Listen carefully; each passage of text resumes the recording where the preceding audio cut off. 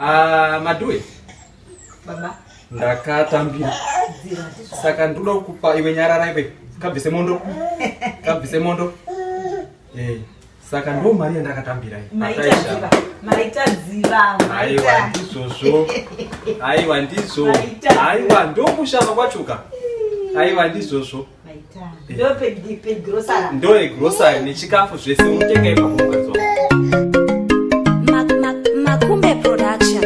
Zvinonyadzisa zvinovumbura, zvinodzimba ngoni zvinokumbura, zvinonyadzisa zvinovumbura, zvinodzimba ngoni. Shuwa here wafuratira vana vanodanwa nemutupo wako kana riri shavi chizonyengetera. Zvinodzimba ngoni vana kusuwa nyama kuseva neishwa, asi muriko kupawa muri choroma kugocha guru rese.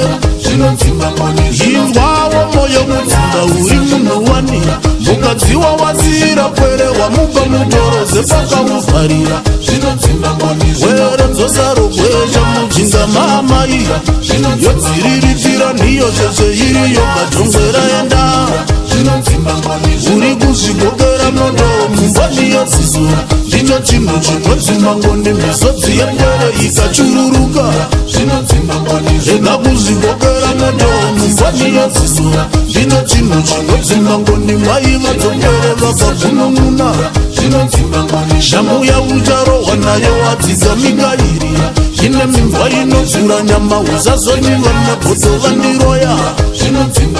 Iva vandu chaivo chaivo vanogadzira kasirwa kwere chaivo, nyangwe pavanobuda kunoredza chaivo, ngavabate paya kwezirarambe, asi kune varume vanoredzera kurera pambi, ngavabate nyoka nyamapingu igovakonora.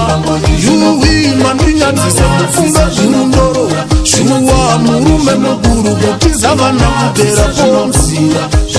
Saka kana pangadaidzwa varume munodaira here, zvinundoro musadaire, varume ndivo vaya vanoriritira mhuri. Vari kukanga nyama vana Jezebhero, munenga munodo nekupfambi asi kwere nguva dzichidya chidombohori. Mura muchinda rume wamba rume pembuka, mupfambi hakuna mapiwa ikapera mumauni.